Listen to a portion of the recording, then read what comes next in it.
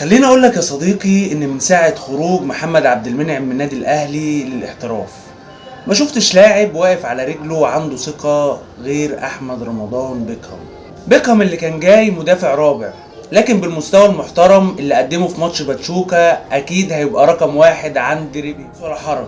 تمركزات صح وبيلعب كل الكور العالية بكل ثقة وبيلعب كورة على الارض بطريقة محترمة وبيقدر يبني هجمة من تحت بكل ثقة. مدافع ما بيطلعش الكرة اوت وبيرقص مدافع باتشوكا في ربع متر وبيطلع بالكورة بكل سلاسة وبكل سهولة وبيبتدي هجمة صحيحة.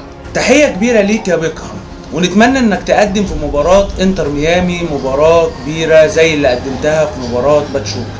بيكهام بالنسبة لي هو اهم استفادة في مباراة باتشوكا.